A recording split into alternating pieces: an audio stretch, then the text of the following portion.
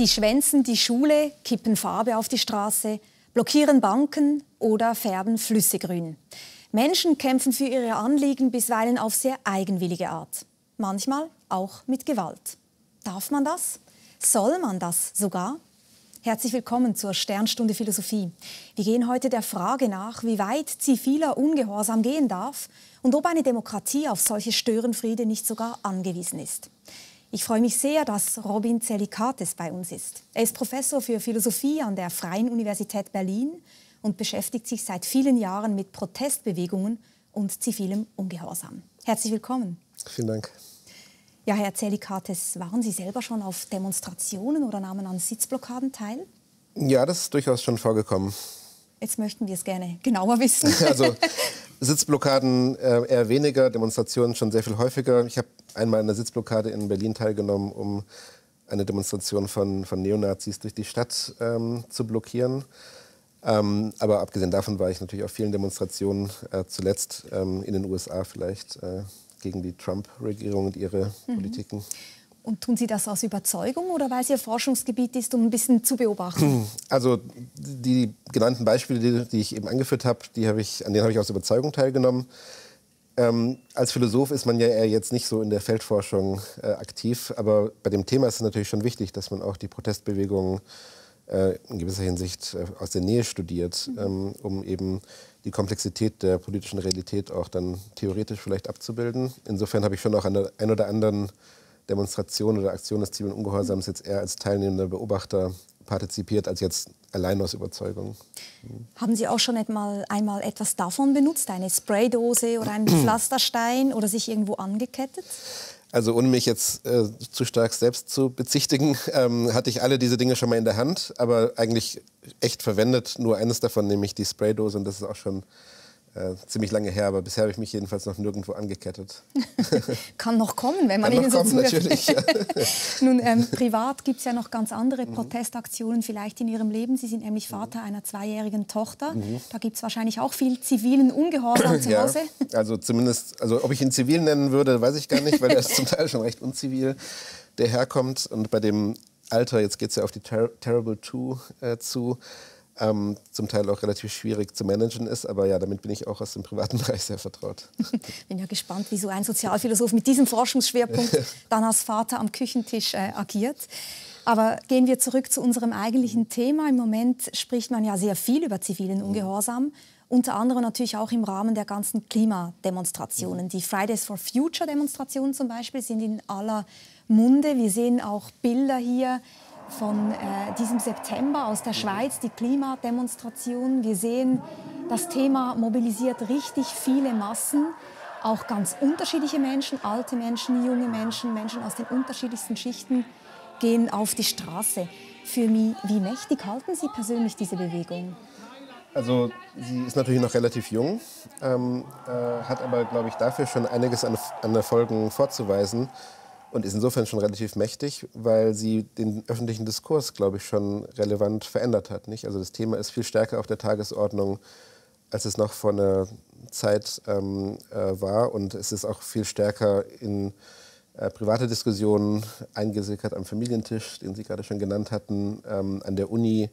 In allen möglichen Kontexten ist, glaube ich, die Frage, was man angesichts der Klimakatastrophe tun kann, viel stärker auf die Agenda gekommen. Was, glaube ich, am interessantesten ist an dieser Bewegung, ist, dass sie eben hauptsächlich von jungen Menschen, von Schülerinnen und Schülern getragen wird, die damit sich eigentlich als politisches Subjekt jetzt positionieren. Und das ist auch ein großer Unterschied zu der Umweltbewegung aus vergangenen Jahrzehnten, mit denen Fridays for Future auch oft verglichen wird. Aber ich glaube, was Neues ist tatsächlich die Trägergruppe in gewisser Hinsicht. Also dass es eben vor allem Schülerinnen und Schüler sind und junge Menschen, die jetzt hier aktiv werden. Sind es nicht meistens junge Menschen? Also mir fallen jetzt gar nicht so viele Demonstrationen ein, wo ich sagen würde, das waren jetzt vor allem Rentner und Rentnerinnen. Meistens ist es schon eher stärker gemischt, glaube ich. Und es sind sonst, glaube ich, auch eher etwas ältere Menschen. Also jetzt hier haben wir es schon häufig mit sehr jungen Schülerinnen und Schülern zu tun. Nicht? Und das ist, glaube ich, also quasi noch Kinder in vieler Hinsicht. Das kippt ja auch da hinein, dass man dann sagt, man muss das gar nicht ernst nehmen. Das sind Kinder, die da demonstrieren. Das ist so ein bisschen einfach auch schick. Man schwänzt die Schule und geht auf die Straße. Was halten Sie von diesem Vorwurf? Ja, das ist meines Erachtens ein klassisches Ausweichmanöver sozusagen, weil damit die Politik oder auch öffentliche Medien zum Teil vielleicht etwas hilflos reagieren auf eine Situation, mit der sie einfach nicht genau wissen, wie sie umgehen sollen. Und es zeigt aber, glaube ich, eher die Macht auch dieser Demonstration, dieser Bewegung, dass sie Leute dazu bringen, sie auf diese Weise also nicht ernst zu nehmen. Ja. Das wird aber, glaube ich, der Problematik und auch der Kraft der Bewegung nicht gerecht. Und ich glaube, auch eine der Leitfiguren, Greta Thunberg, führt das ja sehr deutlich vor. Sie lässt die Politiker in vieler Hinsicht alt aussehen, also sprichwörtlich. Und ich glaube, das fällt auf diejenigen zurück, die sie versuchen zu denunzieren, als eben Kind, das gar nicht weiß, wie ernst die Politik ist, das keine Ahnung hat von Machtpolitik, das eben jetzt naiv einfach mal mit ihren radikalen Forderungen auftritt. Dann wird ja auch häufig in relativ sexistischer Manier irgendwie die Tatsache, dass sie ein kleines Mädchen ist, das auch noch Autismus hat, irgendwie mobilisiert. Aber das fällt, glaube ich, auch in der öffentlichen Wahrnehmung doch auf die Politiker und auch auf die Medien zurück, die diese Klischees versuchen zu bedienen. Also ich glaube, die Kraft der Bewegung, gerade im symbolischen Bereich, jetzt vielleicht noch nicht, was politische Erfolge angeht, aber gerade im symbolischen Bereich ist durchaus beträchtlich. Und das macht auch die ethische und auch politische, glaube ich, Wirkmächtigkeit aus, dass es gerade quasi Kinder sind, die hier auf die Straße gehen, aber mit einem großen Ernst auf die Straße gehen. Also auch Gretas Rede vor der UN, darüber kann man ja im Prinzip nicht lachen. Ja, das war doch mit großem Ernst und auch mit großer Wirkmächtigkeit gesprochen. Und Sie sagen jetzt, wenn man lacht, dann ist das ein Ausweichmanöver, ein nicht ernst nehmen wollen. Es gibt natürlich auch diejenige Kritik, die sagt, naja, es ist auch ein bisschen Ausdruck von Doppelmoral. Also gerade die Fridays for Future Demonstrationen, da wurde oft in der Schweiz jetzt gesagt, diejenigen, die da teilgenommen haben, waren nachher auch genau dieselben, die dann doch in die Ferien geflogen sind über den Sommer hinweg. Und das ist eine gewisse Frustration, die sich bei gewissen Leuten breit macht. Die sagen, die meinen das ja gar nicht ernst. Wenn die das ernst meinen würden, würden die auch ihr eigenes Verhalten ändern. Ja. Ist das wirklich so ein Ausdruck von Doppelmoral? Also auch das halte ich für einen relativ hilflosen Versuch, das zu denunzieren oder daran Kritik zu äußern. Was ich auch für unfair halte. Also erstens müsste man ja erstmal genauer gucken, ob das überhaupt stimmt. Nicht? Also ich habe keine Zahlen darüber, wie viele der Teilnehmerinnen und Teilnehmer tatsächlich dann in Urlaub fliegen oder Fleisch essen oder an welchen Verhaltensweisen auch immer partizipieren, die vielleicht Teil des Problems sind. Aber was viel wichtiger ist, ist, glaube ich, dass Fridays for Future und Extinction Rebellion auf ein systemisches oder strukturelles Problem hinweisen. Nicht? Der Klimawandel hat natürlich auch was mit dem Verhalten von Individuen zu tun. Aber da geht es primär um ein ganz großes, komplexes Problem, das sich eigentlich nur durch konzertierte Gesetzgebung lösen lässt. Ja, es geht um Emissionen von Industrien, es geht um natürlich ein ganzes ökonomisches System auch. Und das heißt, ob jetzt der eine oder die andere Teilnehmerin an der Demo danach fliegt oder nicht, ist eine Art von Moralisierung, die eigentlich, glaube ich, die politische Ernsthaftigkeit des Anliegens, die dem nicht gerecht wird. Die Bewegung Extinction Rebellion, die jetzt gerade schon erwähnt worden ist, auf Deutsch ungefähr Rebellion gegen das Aussterben, engagiert sich auch gegen den Klimawandel, aber mit deutlich radikaleren Mitteln als die Schüler von Fridays for Future. Extinction Rebellion bekennt sich nämlich bewusst auch zu illegalen Aktionen. Auch in der Schweiz gibt es Lokalgruppen. Mitglieder kippten zum Beispiel Kunstblut auf den Berner Bärenplatz, zogen dann weiter auf den Bundesplatz und legten sich dort auf den Boden im Rahmen eines sogenannten Die-Ins, in der sie sich als Leichen inszenieren, weil wir nämlich alle sterben werden, wenn die Politik nicht radikal eingreift. Bei einer anderen Aktion wurde das Wasser der Zürcher Limmat giftgrün eingefärbt, um auf den drohenden Kollaps des Ökosystems hinzuweisen. Herr Zellikates, darf man das alles? Also zunächst mal, glaube ich, kann man ja festhalten, dass das noch relativ zurückhaltende Methoden sind, die wir jetzt hier gesehen haben. Nicht? Also sie mögen vielleicht in der einen oder anderen Hinsicht gegen Gesetze verstoßen oder bestimmte Vorschriften brechen, also die Straßenverkehrsordnung oder so. Aber das war jetzt relativ weit entfernt von echter Militanz oder tatsächlich gewaltförmigem Verhalten oder gewaltsamen Widerstand. Nicht? Das waren alles symbolträchtige Aktionen, die auch aus dem Repertoire von Protestbewegungen aus der Geschichte, zum Beispiel dem Aktivismus von AIDS-Erkrankten in den USA, da war das Die-In eine der bevorzugten Interventionsformen, um öffentliche Aufmerksamkeit zu generieren, die dadurch inspiriert sind. Insofern fand ich das jetzt alles Beispiele für zwar zivilen Ungehorsam, also der im Unterschied zu legalen Demonstrationen oder dem Verfassen öffentlicher Manifeste tatsächlich mit dem Rechtsbruch einhergeht, aber gleichzeitig waren es sehr stark begrenzte Formen des Rechtsbruchs, nicht? Also die primär symbolischen Appellcharakter haben. Genau, also das können wir vielleicht schon mal festhalten. Zu zivilem Ungehorsam gehört der Rechtsbruch. Eine Demonstration kann man auch bewilligen lassen. Meist kriegt man die auch bewilligt und dann ist Polizei da vielleicht ein bisschen noch beaufsichtigt, aber das ist kein Rechtsbruch. Ziviler Ungehorsam zielt auf den Rechtsbruch und auf einen symbolischen Akt. Wir haben mit Alexandra Gavilano gesprochen von Extinction Rebellion Schweiz. Die hat in einem Interview, das man noch nachlesen kann auf unserer Website SRF Kultur, auch gesagt, das Ziel eigentlich ist, Aufmerksamkeit zu erregen. Das macht natürlich so ein grüner Fluss. Ja, also ich glaube, da sind zwei Sachen nochmal wichtig. Das eine ist, dass tatsächlich Extinction Rebellion sich offiziell auch auf gewaltfreien zivilen Ungehorsam festlegt. Nicht? Ob dann alle dem genau folgen, ist nochmal eine andere Frage, aber das ist zumindest die Selbstfestlegung der Bewegung. Zweitens ist, glaube ich, wichtig, dass die Generierung öffentlicher Aufmerksamkeit tatsächlich die primäre Funktion vielleicht ist oder der primäre Effekt. Gleichzeitig, glaube ich, zielen aber einige der Aktionen auch etwas weiter. Da geht es nämlich darum, dass man nicht nur symbolisch irgendwie zeigt, Leute, nehmt mal dieses Problem ernst, sondern es wird auch versucht, den Gang der Dinge zu unterbrechen oder eine Art von eher stärker disruptiven Protest zu inszenieren. Den Verkehr lahmzulegen oder Drohnen, die den Flughafen Heathrow wollte man auch lahmlegen. Ja, oder zum Beispiel auch, wir haben ja schon die Kette auf dem Tisch liegen, sozusagen sich irgendwo anzuketten. In Deutschland ist es zum Beispiel bei den Protesten gegen den Transport von Nuklearmüll sehr prominent, dass sich Aktivisten auf Gleisen zum Beispiel festketten. Und da geht es natürlich zum einen auch um die Generierung öffentlicher Aufmerksamkeit durch symbolträchtige Aktionen.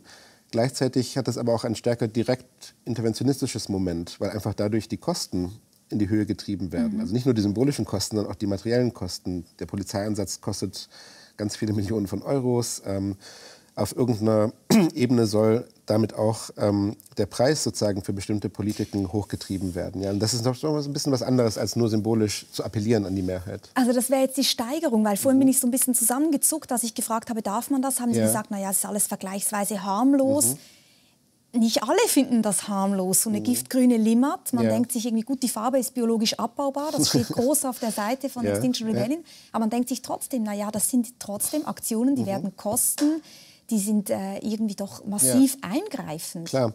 Und das braucht man aber andererseits natürlich, um überhaupt öffentliche Aufmerksamkeit zu erhalten. Nicht? Also wenn Sie jetzt einfach wieder noch eine weitere Demonstration durchführen würden oder einen Appell in der Zeitung veröffentlichen, da gibt es dieses Phänomen der Erschöpfung des Repertoires an Protesthandlungen. Also dann nicken die Leute einfach, sagen, ja klar, jetzt demonstriert hier halt irgendwie nochmal eine Gruppe. Also ich glaube, diese spektakuläre Seite der Politik des zivilen Ungehorsams, die ist schon extrem wichtig und dass auch Bewegungen sich immer neu Aktionen überlegen müssen, mit denen sie eben im Prinzip die Leute schocken. Auch also das Ziel ist ja, die Leute sozusagen aus ihrer Ignoranz oder aus dem, wir machen einfach mal weiter so, heraus zu schocken in gewisser Hinsicht. Also immer noch alles auf symbolischer Ebene, nicht? Also da, durch den grünen Fluss wird ja niemand in seinen Interessen tatsächlich verletzt oder irgendwie körperlich bedrängt oder so, sondern es ist auf einer rein symbolischen Ebene angelegt. Aber auf dieser Ebene soll es doch sozusagen die Leute herausschocken aus einer gewissen, sagen einfach ignoranten Haltung. Ja. Nun könnte man ja sagen, das ist eigentlich eine Form von zivilgesellschaftlichem Eingreifen. Wir haben eine sehr direkte Demokratie. Es gibt andere Möglichkeiten. Man kann eine Initiative ergreifen, man kann sich politisch engagieren.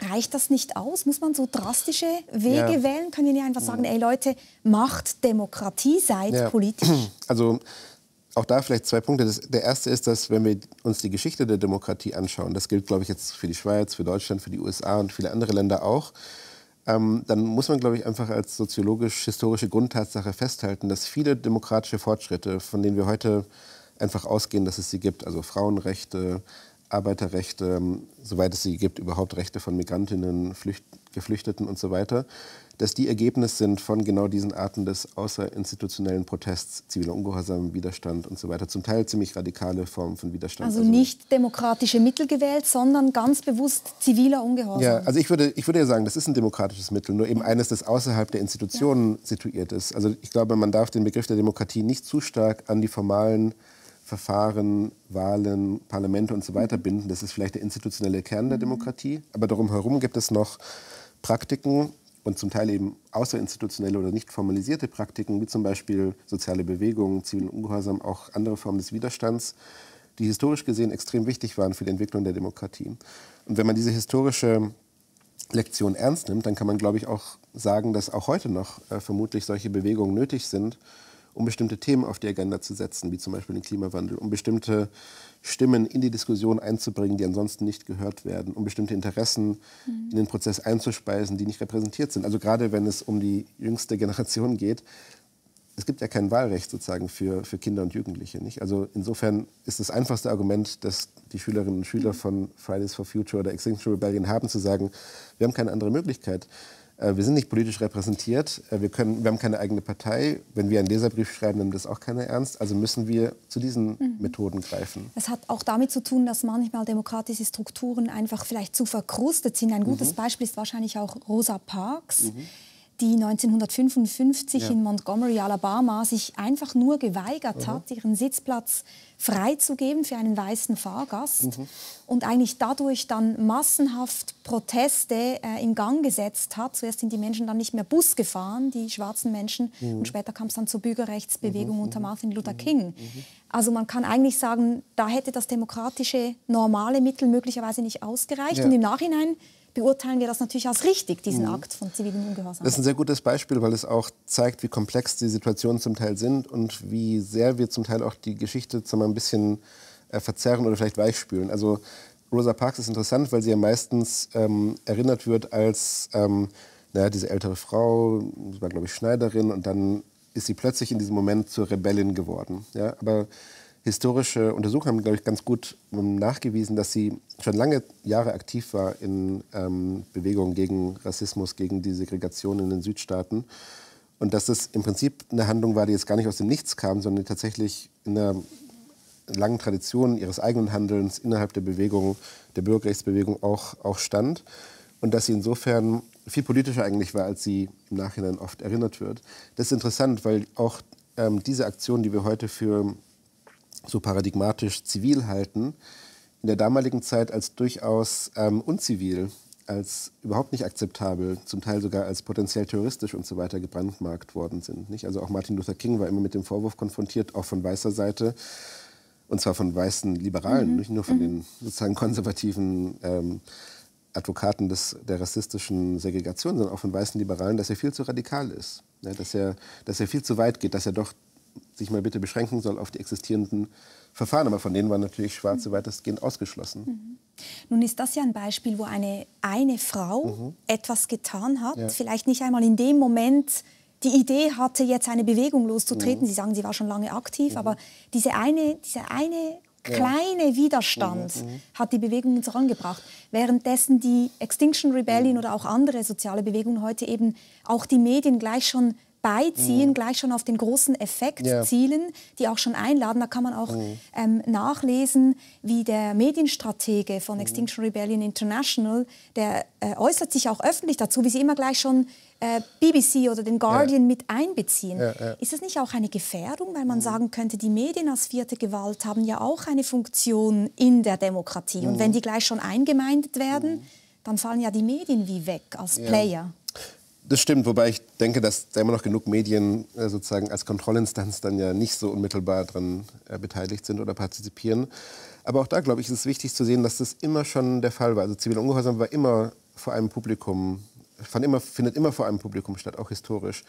Auch das ist interessant, Rosa Parks war ja nicht die erste, die diese Form des Protests gewählt hatte. Vorher haben schon einige andere Frauen das gemacht, die wurden bloß als nicht, sagen wir, präsentabel genug erachtet. Das war zum Beispiel eine alleinerziehende Mutter, wo dann gesagt wurde, okay, wenn wir die jetzt präsentieren, dann wird die natürlich sofort nicht ernst genommen. Und dann wird gesagt, ja, wie kann denn so eine Frau, die hier nicht mal ordentliches Familienleben aufbauen kann, jetzt hier irgendwelche normativen Appelle ertragen.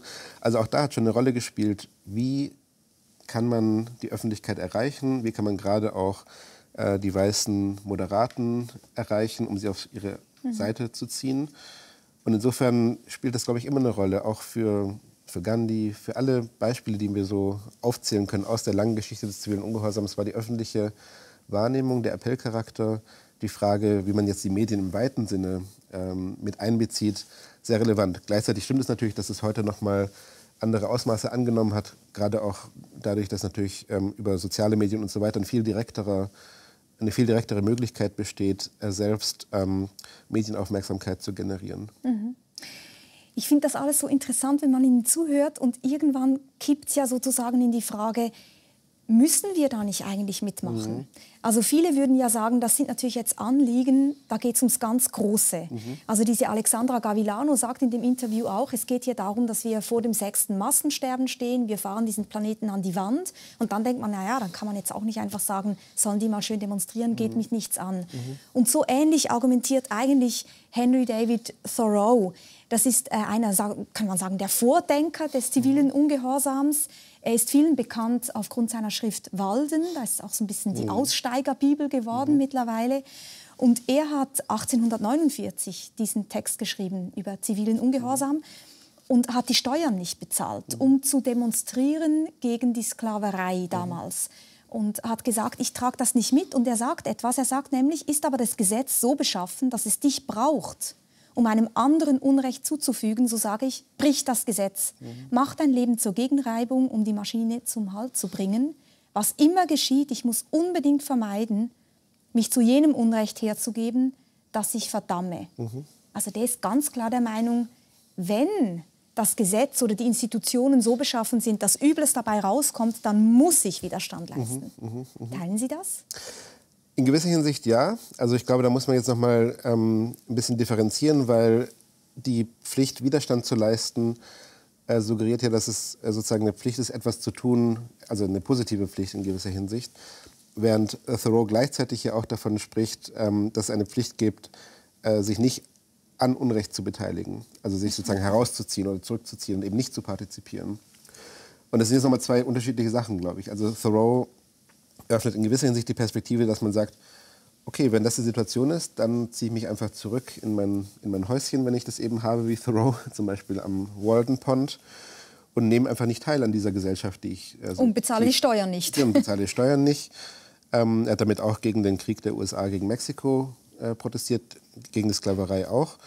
Aber er hat sich primär erstmal zurückgezogen und das auch gar nicht so weiter kommuniziert. Dieser Text ist erst ein paar Jahre nach seinem Akt des Ungehorsams oder vielleicht eher der Verweigerung aus Gewissensgründen publiziert worden. Und dann gibt es eben den weitergehenden Schritt, dass man sagt, okay, ich muss was dagegen tun, ich muss mich engagieren, ich muss Teil einer Bewegung werden oder eine Bewegung starten. Es gibt andere Texte von Thoreau, in denen er viel stärker diesen Weg nahelegt. Es gibt zum Beispiel einen Text, der sehr interessant ist und der auch viel radikaler ist noch als den Sie jetzt hier herangezogen haben, über Captain John Brown. Das war ein militanter Abolitionist, also gegen die Sklaverei, sich mit Waffengewalt gewehrt. Und den hat Thoreau quasi auf eine Ebene mit Jesus gestellt, ja, also moralisch gesehen.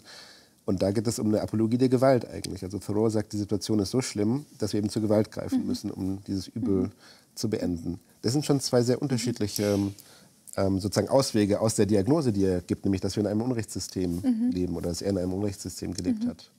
Genau, also das eine wäre, können wir einfach aufhören zu partizipieren versus wir müssen uns engagieren. Ja. Das zweite wäre ja noch einmal die Frage, welche Mittel sind eigentlich in Ordnung? Ja, also sind auch gewalttätige Mittel in Ordnung? Darüber möchte ich nachher gleich mit Ihnen sprechen. Ich würde gerne noch ein bisschen bei dieser Pflicht bleiben. Gerne. Das war ja auch eine Idee, die Bertolt Brecht vertreten hat.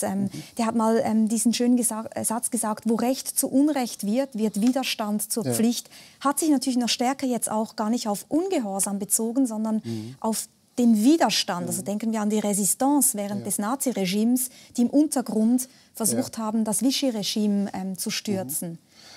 Also, gibt es diese Pflicht? Ist es auch eine Bürgerpflicht Ihrer Meinung nach? Also auch da, ich finde es sehr schwierig. Die Rede von der Pflicht ist eigentlich ziemlich ambivalent in diesen Hinsichten. Also einerseits ist es so, dass viele der Leute, die sich engagieren, Thoreau, Leute aus der Resistance, jetzt auch Leute, die aktiv sind in der Klimagerechtigkeitsbewegung, die sprechen sehr stark von dem Empfinden, dass sie eine starke Pflicht haben, sich zu engagieren. Edward Snowden ist ein anderes Beispiel. Er hat immer sehr stark gesagt, er hatte die Pflicht, so zu handeln, wie er gehandelt hat. Gleichzeitig hat Snowden, und das gibt es auch bei Thoreau, ein Bewusstsein dafür, dass damit große Risiken und Kosten einhergehen. Und Snowden zum Beispiel sagt sehr deutlich, ich verstehe, wenn jemand nicht nach dieser Pflicht, die ich selbst sehr stark verspürt habe, handelt. Das ist eine etwas komische Pflicht. Ja? Also man würde denken, wenn das echt eine Pflicht ist, dann müsste eigentlich jeder dieser Pflicht gemäß handeln. Und wenn man der nicht gemäß handelt, dann ist man auch für Kritik eigentlich anfällig und muss sich eben als unmoralisch kritisieren lassen. Aber genau diesen Weg gehen Thoreau und Snowden nicht, weil sie sagen, wir sind uns das bewusst, dass man eigentlich sein gesamtes Leben dafür dann in gewisser Hinsicht geben muss. Nicht? Man geht ins Gefängnis, man geht ins Exil wie Snowden, man muss eigentlich sein Leben aufgeben. Das ist ein sehr hoher Preis.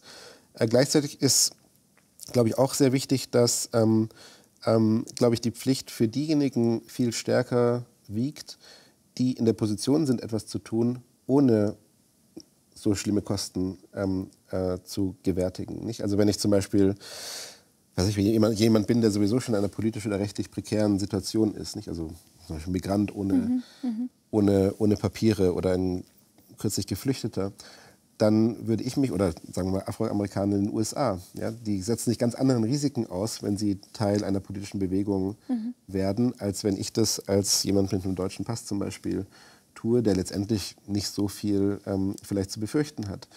Und ich glaube, dass also diejenigen, die sozusagen eine privilegiertere Position haben im politisch-rechtlichen System, dieser Pflicht auch viel stärker unterliegen.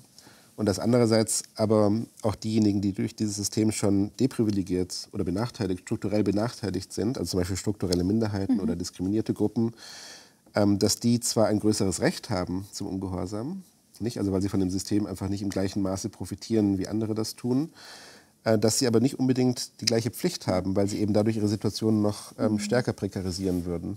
Und sehr oft ist das aber genau umgekehrt, dass nämlich diejenigen, die eben gar nicht so betroffen sind und privilegiert sind, auch gar keinen Bock haben, sich zu engagieren und auf die Straße zu gehen oder entsprechend sich auch in Gefahrenzonen vielleicht zu bewegen. Das und gleichzeitig ist natürlich so, dass gerade die sowieso schon benachteiligten Gruppen auch viel stärker, sagen wir, bestraft und auch polizeilich sozusagen betreut werden, wenn sie denn mal aufbegehren. Nicht? Also das kann man in Frankreich, in den sogenannten Banlieues sehen.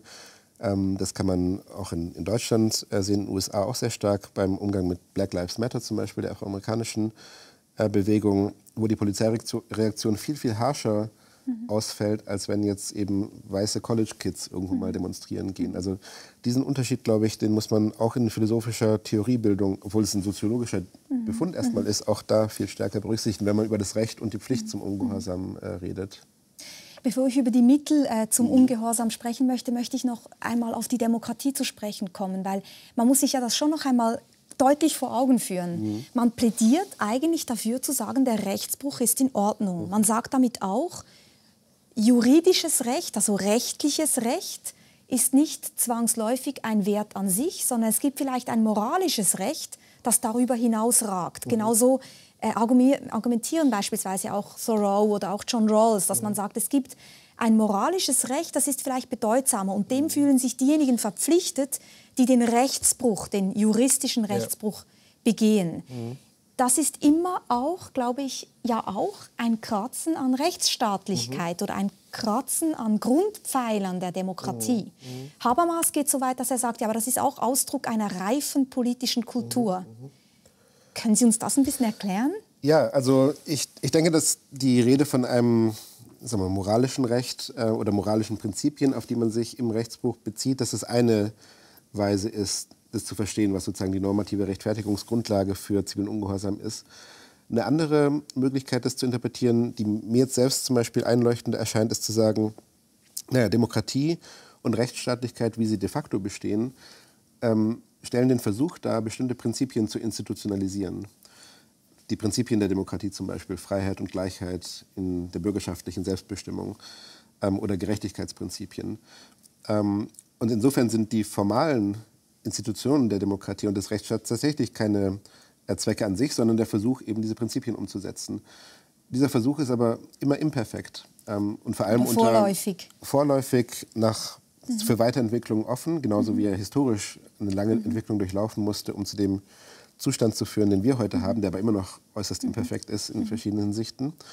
Und insofern ist es, glaube ich, wenn man an der demokratischen Selbsttransformation oder die Idee der demokratischen Selbsttransformation hin zu mehr Demokratie und zu einer Demokratisierung der Demokratie festhält, tatsächlich ein Ausdruck der Reife, wie Habermas es sagt, dass sich Demokratien eben auf diese Form der Provokation einlassen und dass sie das auch aus einem gewissen Fehlbarkeitsbewusstsein machen, dass sie also sagen, naja, wenn es so war, dass in der Vergangenheit Protestbewegungen Recht darin hatten, uns in gewisser Hinsicht zu zwingen, uns stärker zu demokratisieren, dann kann das vielleicht heute auch immer noch der Fall sein. Also wir sollten nicht so arrogant sein oder der Hybris anheimfallen, dass wir schon die perfekte Demokratie realisiert haben. Und in dieser Hinsicht ist es ein Teil eben dieses Prozesses der Demokratisierung der Demokratie, dass eben auch Formen des Rechtsbruchs und des außerinstitutionellen Protests dazugehören.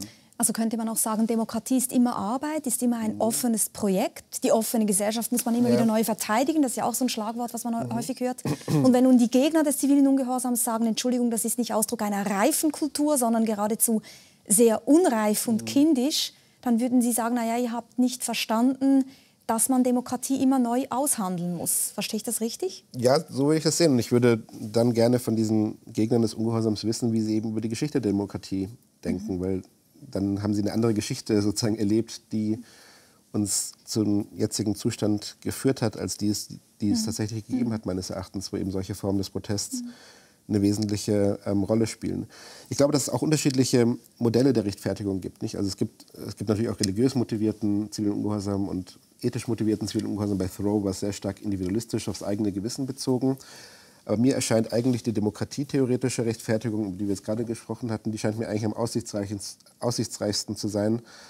Auch deshalb, weil sie, und das ist ein Punkt, den Hannah Arendt zum Beispiel auch gegen Thoreau macht, weil sie sich auf im Prinzip geteilte Prinzipien bezieht und nicht unbedingt auf die eigene Einsicht in die moralische Wahrheit. Ja, weil Thoreau sagt in dem Buch ja auch, und wenn ich nur Gott auf meiner Seite habe, dann reicht das schon.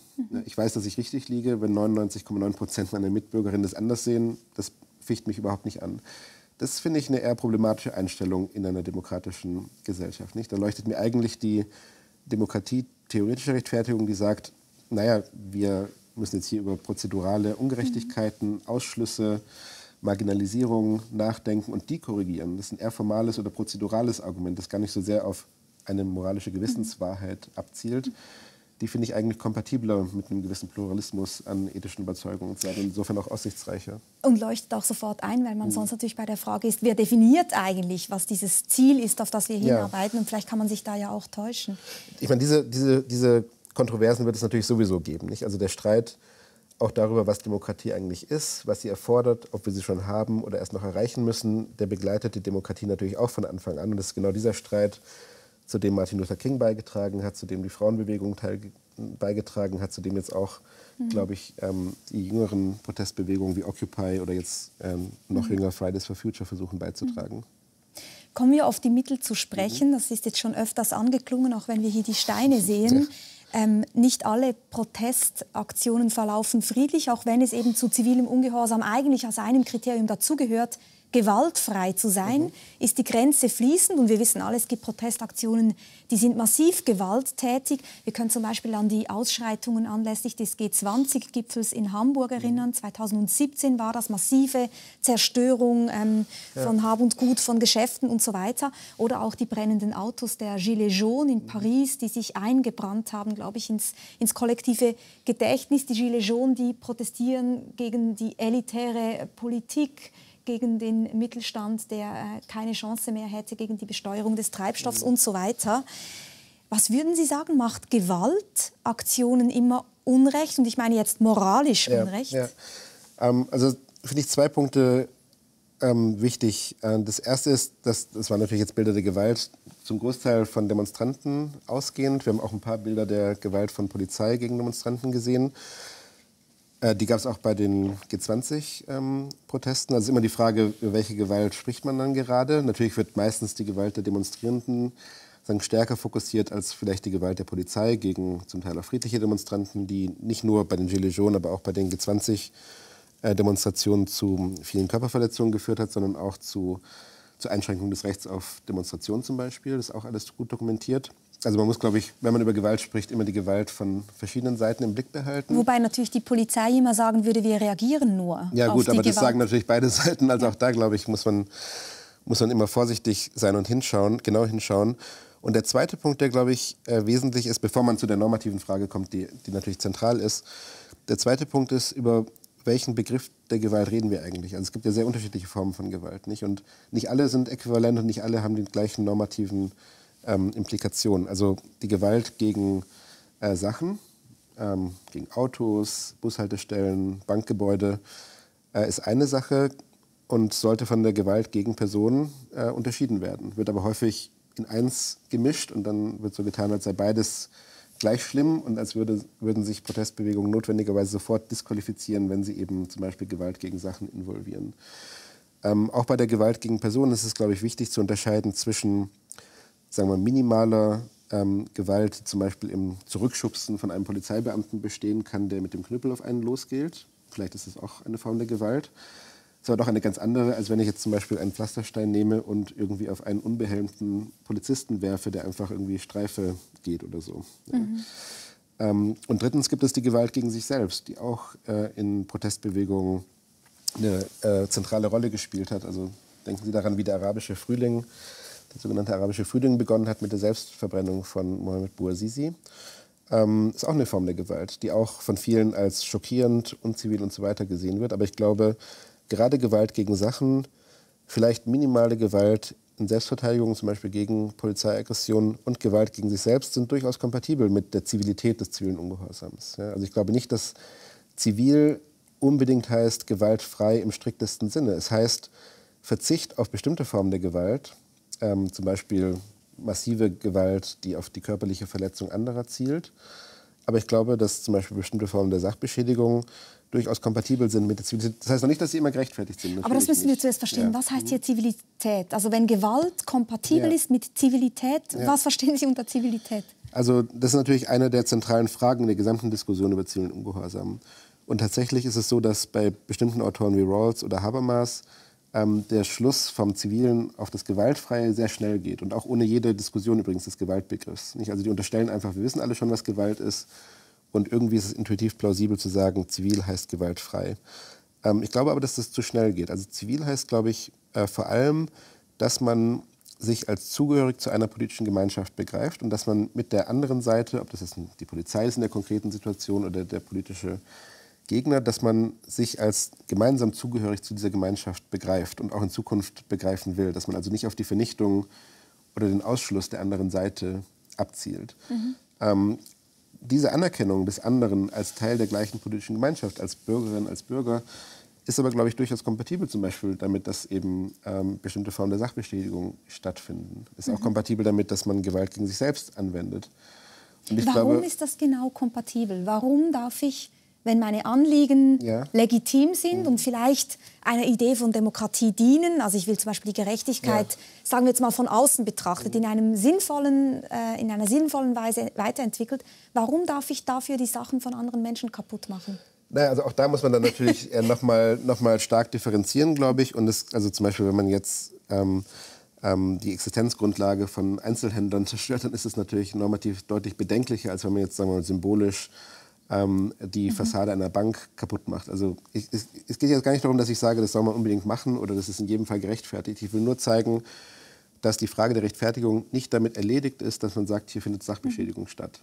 Dieser Schluss ist viel zu einfach, glaube ich. Nicht? Und dann hängt es von sehr vielen Faktoren ab. Es hängt von der Zielsetzung des Protestes ab. Es hängt von der Art und Weise des Gewalteinsatzes, wenn man das so nennen möchte, ab. Es hängt davon ab, ob zum Beispiel die Form der Sachbeschädigung tatsächlich irgendwie zielführend ist oder nicht. In vielen Fällen ist es natürlich nicht und ist tatsächlich einfach eine Form des Vandalismus, womit es sehr problematisch wird. Aber ich glaube, dass man diese Frage ernst nehmen muss und dass man sie nicht vorentscheiden darf, indem man sagt, zivil heißt gewaltfrei, also ist jede Form der Gewalt im weitesten Sinne. Nicht? Also zum Beispiel Gewalt gegen Sachen, da gibt es durchaus Diskussionen darüber, ob das Gewalt im strikten Sinne ist oder eben nicht. Ein Mittel ist manchmal auch, dass man auf den Mann, auf die Frau spielt. Es gab zum Beispiel militante Tierschützer, die das Ferienhaus von Herrn Vasella, dem ehemaligen Novartis-Chef, beschädigt haben, eigentlich zerstört haben, um auf Tierversuche aufmerksam zu machen.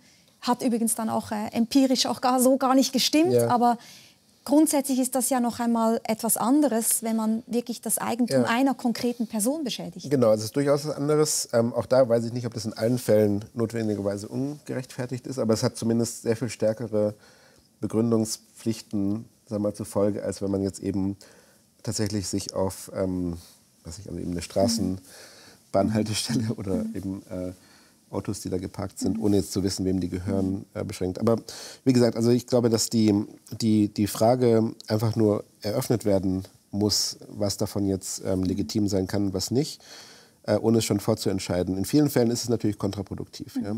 Und da muss man dann eben sowohl moralische als auch strategische Erwägungen, glaube ich, immer mit berücksichtigen. Ich versuche mal von der anderen Seite her zu argumentieren. Sie sind Professor für Philosophie an der Freien Universität in Berlin. Ihnen kann nicht viel passieren, Sie sind verbeamtet, Sie haben ein gutes Auskommen. Versetzen Sie sich mal in die Lage derjenigen in dieser Bank, die am Morgen dahin kommen, es ist alles rot verschmiert, da sind irgendwelche vermummten Leute oder auch nicht vermummt, die haben sich dahin gekettet, Riesenskandal.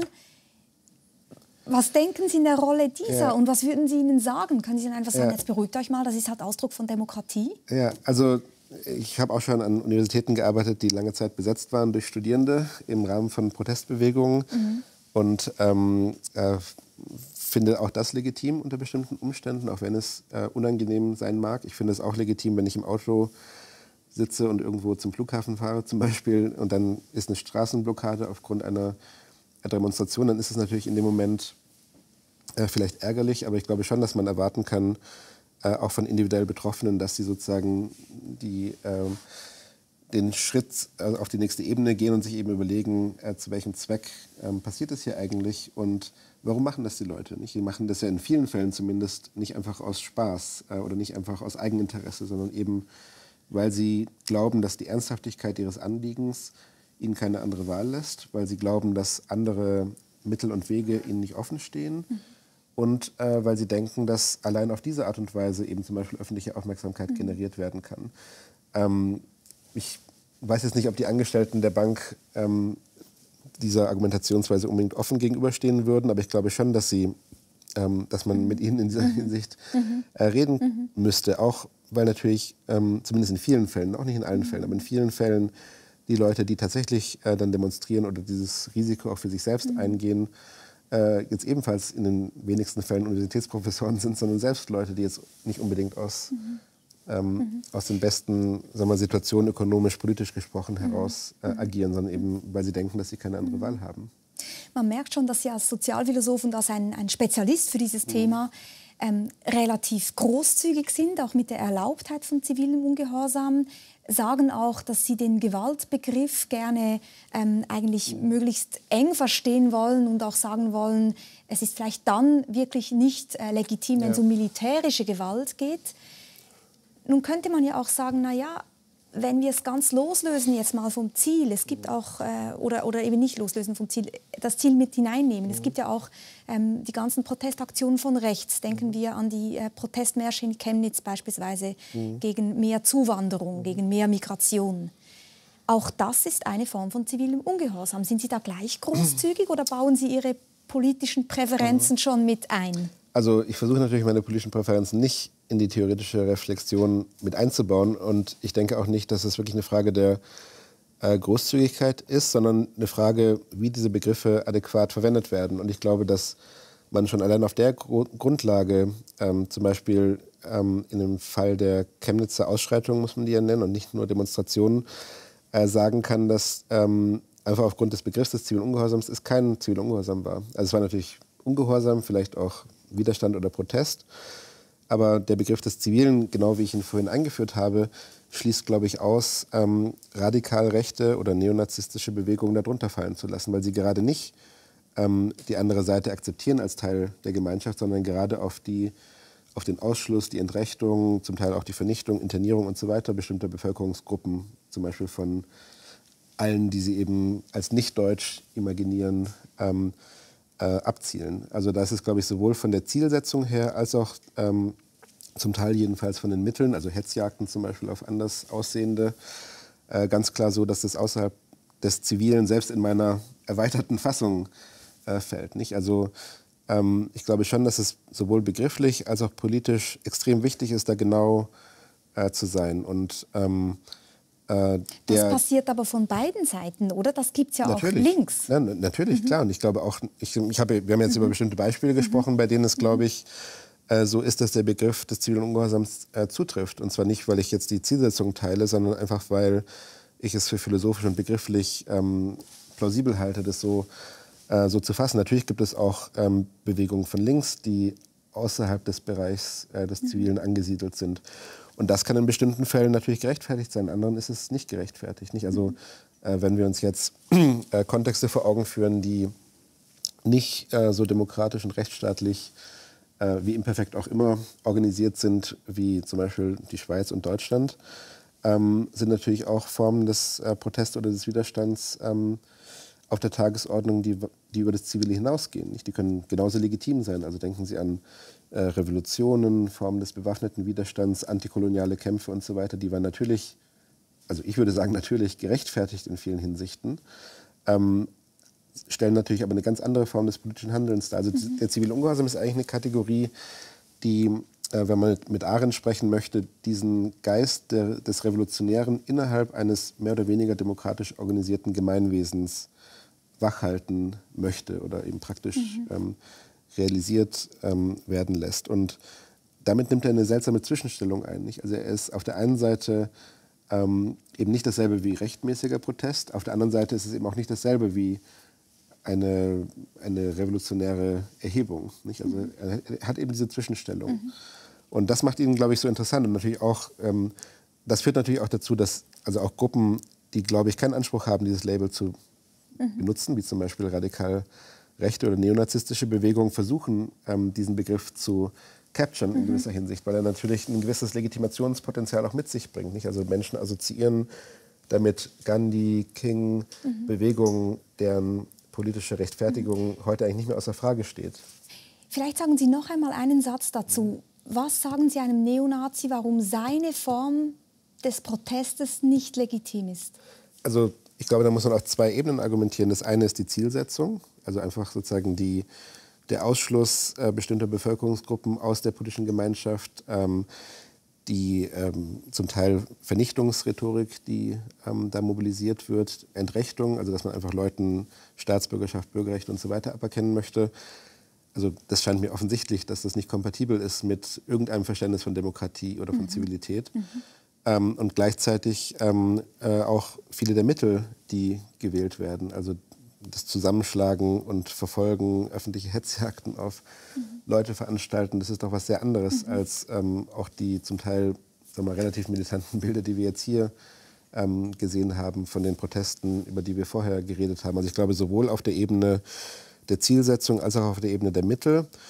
Und ich glaube ja auch auf der Ebene, sagen wir mal, der Form des zivilen Ungehorsams gibt es da massive Unterschiede. Nicht? Also dass rechtsradikale Gruppen sehr häufig extrem hierarchisch organisiert sind auf Führerfiguren hin, die dann sozusagen top-down Befehle durchgeben, ob jetzt in kleinen Zellen wie eben dem nationalsozialistischen Untergrund oder in größeren Organisationsformen wie der AfD.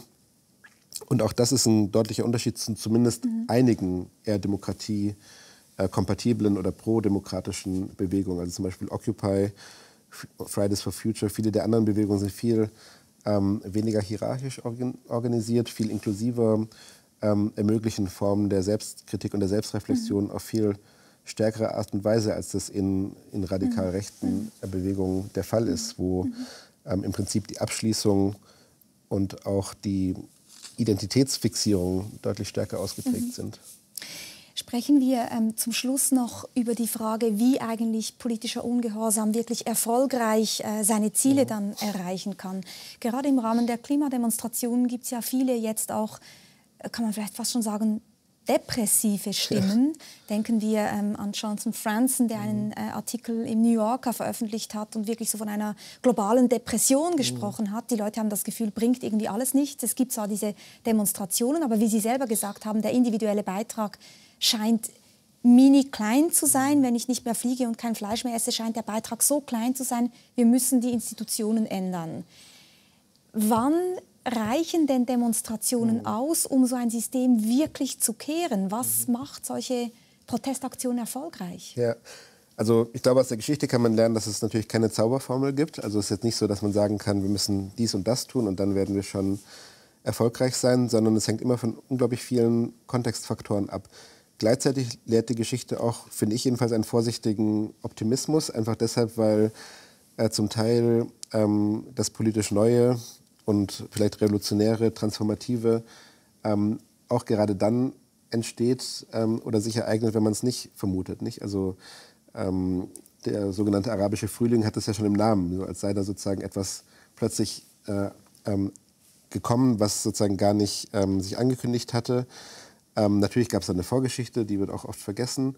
Aber eben solche, oder die sogenannten friedlichen Revolutionen von 1989, diese Ereignisse wurden von sehr wenigen Leuten vorhergesagt. Nicht? Also das neue Revolutionäre kann sich eben, das ist auch eine Lektion, die Hannah Arendt, glaube ich, sehr richtig erkannt hat, im Prinzip immer ereignen. Das würde ich zumindest als vorsichtigen Optimismus mit in die Debatte einbringen. Gleichzeitig ist es natürlich so, dass die Aussichten im Moment jedenfalls nicht besonders gut sind, einfach aufgrund der Komplexität der weltpolitischen Lage. Nicht? Also mit Regierungen wie Trump in den USA, Bolsonaro in Brasilien, der rechten Wende in vielen Ländern Europas, ist natürlich jetzt erstmal so, dass diese Demonstrationen nicht unbedingt da Gehör finden. Das ist, um es vorsichtig zu formulieren. Aber gleichzeitig sind diese Bewegungen eben auch, glaube ich, auf einen Erfolg, der längerfristig eigentlich gedacht werden muss, angelegt. Nicht? Also die Kurzfristigkeit des Erfolgsdenkens ist da eigentlich eher ein Problem. Also auch Occupy ist natürlich nicht erfolgreich gewesen, hat aber doch die Diskussion über zum Beispiel ökonomische Ungleichheit massiv verändert. Genauso hat, glaube ich, Fridays for Future schon diese Diskussion verändert. Das ist noch nicht das Ende des Weges, aber es ist zumindest ein Schritt. Und, ich glaub, aber gerade der arabische Frühling, den erwähnen Sie auch in vielen Ihrer Texte, eigentlich noch als gutes, positives Beispiel. Das ist auch noch ein bisschen, die Texte sind zum Teil auch früher entstanden. Aber heute würden ja viele sagen, der ist eigentlich gescheitert. Ja, sicher. In gewissen Hinsichten ist er ohne Zweifel gescheitert. Ob das jetzt besser gewesen wäre, es hätte ihn nie gegeben, das ist nochmal eine andere Frage, finde ich. Auch weil das Scheitern natürlich viele Faktoren hat, nicht? Also auch vielleicht die Haltung des Westens und so weiter. Gleichzeitig ist es aber, glaube ich, eben wichtig, also Kant hat mit einem Punkt, glaube ich, was sehr Wichtiges an solchen revolutionären Momenten gesehen. Er hat gesagt, so etwas vergisst sich nicht. Ja, das ist eine Art von Geschichtszeichen, das bestehen bleibt, auch als Referenzpunkt für jüngere Generationen, die dann eventuell es eben noch einmal versuchen. Und das ist, glaube ich, beim arabischen Frühling der Fall, das ist bei Occupy der Fall, das ist bei vielen Protestbewegungen der Fall, wo ganz neue Generationen aktiv werden, die eigentlich zum ersten Mal und auch völlig überraschend sich politisieren. Und das ist auch die Hoffnung, finde ich, die jetzt mit Fridays for Future und Extinction Rebellion einhergeht, dass da genau auch ein neuer politischer Akteur entsteht und dass man an dem, glaube ich, im Prinzip jedenfalls in den nächsten Jahren nicht vorbeikommen kann. Ob das dann ausreicht, ob das schnell genug geht, das wissen wir natürlich nicht, aber wir können uns, glaube ich, nicht erlauben, es nicht zu versuchen oder zu hoffen, dass es funktionieren wird. Es gibt eine Zahl, die hat mich erstaunt. Es gibt nämlich eine Sozialwissenschaftlerin aus den USA, Erika Chenoweth, die ist so die Koryphäe auf diesem Gebiet, die untersucht diese Bewegung, die sagt, 3,5% der Bevölkerung müssen eigentlich die Anliegen teilen, einer Protestgruppe, dann kann das Ganze erfolgreich werden. Ja. Das scheint mir wahnsinnig wenig zu sein. Wenn ich an die Frauenbewegung denke, würde ich jetzt mal sagen, einige mehr als 3,5% teilen zum Beispiel das Anliegen der gleichen Löhne. Trotzdem passiert nicht so wahnsinnig viel oder sind wir immer noch nicht am Ziel? Ja, also ich glaube auch, dass man mit diesen Mittelwerten vorsichtig sein muss. Nicht? Also das hängt sehr stark vom Kontext ab. 3,5% in Hongkong haben vielleicht eine andere Art von Wirksamkeit als 3,5% in der Schweiz oder auf nationaler Ebene. Das ist eine Sache, auf regionaler Ebene oder in der Stadt eine andere. Also das meinte ich eben, es gibt keine Zauberformel dafür. Und ich glaube, dass es sicherlich in vielen Hinsichten auch davon abhängt, welches Anliegen von welcher Gruppe gepusht wird. Also wenn wir jetzt die Frauenbewegung nehmen, wie in Ihrem Beispiel, dann musste die sich ja durchsetzen gegen massive gesellschaftliche Machtstrukturen und eine sehr große Gruppe in der Bevölkerung, nämlich Männer, die ihre Privilegien wahrscheinlich ja auch hartnäckig verteidigt haben eine ganze Zeit lang. Und wenn du so eine Situation hast, dann reichen 3,5% wahrscheinlich tatsächlich nicht. Wenn es eine andere Situation ist, in der eine mächtige Gruppe ihre Privilegien vielleicht nicht so ohne weiteres aufgeben muss, um die Situation zu verändern, dann ist es vielleicht viel einfacher zu gestalten. Und ist es bei diesen Klimademonstrationen nicht das Problem, dass wir alle unsere Privilegien eben verlieren werden? Ja, natürlich. Das ist die große Herausforderung, dass es doch einen sehr radikalen Wandel des ökonomischen Systems, der Lebensweise, die jetzt auf Kosten anderer Weltteile schon jetzt und natürlich auf Kosten zukünftiger Generationen oder der jungen Generation, die jetzt schon lebt, geht, dass die radikal geändert werden müssten. Und da sind natürlich viele Interessen im Spiel, auch von Großindustrien, Regierungen und so weiter, nicht nur von uns allen, sondern auch von mächtigen gesellschaftlichen Gruppen, die sich natürlich dagegen zur Wehr setzen werden. Und wie blicken Sie in die Zukunft? Sie haben am Anfang des Gesprächs mal gesagt, es gibt diese Ermüdungserscheinungen von sozialen Bewegungen. Man kann ja jetzt beides sich überlegen. Fridays for Future und Extinction Rebellion wird irgendwann müde und wird wieder einschlafen. Die Leute werden sich wieder anderen Dingen zuwenden. Und dann wird entweder alles ganz schlimm oder es passiert dann doch nichts. Ja. Oder das Ganze radikalisiert sich extrem. Was halten Sie für wahrscheinlicher? Ja. Also wir sind ja da mit einer ganz besonderen Situation konfrontiert, weil anders als bei anderen Problemen auf die soziale Bewegung reagieren, das Problem des Klimawandels ja eher zu einem zunehmenden Problemdruck führen wird in den nächsten Jahren. Und insofern ist, glaube ich, schon in der strukturellen Gesamtsituation angelegt, dass diese Bewegung, ob jetzt diese zwei spezifisch oder neue Formationen, uns auch in Zukunft begleiten werden. Was meinen Sie mit Problemdruck? Naja, also Wetterphänomene, die uns alle stärker direkt betreffen werden, natürlich in unterschiedlichen Weltteilen unterschiedlich, aber auch hier merkt man was von den heißeren Sommern, von stärkeren Gewittern, von Klimakatastrophen kleinerer und größerer Art. Und das wird natürlich, wenn man den Prognosen der Wissenschaftler Glauben schenkt, alles in den nächsten Jahren schon deutlich spürbarer werden. Ich glaube, in dieser Hinsicht gibt es sozusagen eine Objektivität des Problems, die auch noch stärker jetzt als zum Beispiel bei der Bürgerrechtsbewegung einfach unausweichlich ist. Nicht? Also man kann es nicht so einfach zur Seite wischen. Das wird zunehmend schwieriger, glaube ich. Und in dieser Hinsicht wird, glaube ich, auch die Bewegung, die sich auf dieses Problem ausrichtet, in Zukunft unterschiedliche Formen annehmen. Ich finde es jetzt schon ganz interessant, dass es ja diese beiden Formationen gibt. Nicht? Also Fridays for Future sozusagen, die eher auf Demonstrationen setzen und Extinction Rebellion, die etwas, wie Sie gesagt hatten, radikaler sich positionieren, die aber durchaus auch zueinander sprechen und es auch als, wie soll man sagen, also Kooperation begreifen, dass eben man sozusagen eine radikalere Flanke hat und eine etwas gemäßigtere, um eben auch mehreren Leuten, verschiedenen Bevölkerungsgruppen auch die Teilnahme zu ermöglichen, Ansprechpartner zu finden und so weiter. Ich würde eigentlich auch in Zukunft damit rechnen, dass es diese beiden Strategien, sage ich mal, gibt oder Ausrichtungen, die eher sagen, kommunikative und die eher disruptive. Die Zukunft ist offen, wir müssen sie gestalten. Ich danke Ihnen ganz herzlich für dieses Gespräch, Herr Zellikates. Danke sehr. Ich danke Ihnen. Danke. Ja, nächste Woche wählt die Schweiz ein neues Parlament. Und ich frage, wer oder was bringt unsere Politik und unsere Gesellschaft voran? Zu Gast sind die Soziologin Cornelia Koppetsch und der Philosoph Dieter Thome, der in seinem neuen Buch Neue Helden fordert. Und jetzt gleich begegnen Sie in der Sternstunde Musik dem neuen Chefdirigenten des Tonhalle-Orchesters Zürich, Paavo Järvi. Der charismatische Mann aus Estland sorgte schon vor seinem Amtsantritt für Begeisterung. Zu Recht, sehen Sie selbst. Eine gute Woche. Bis bald.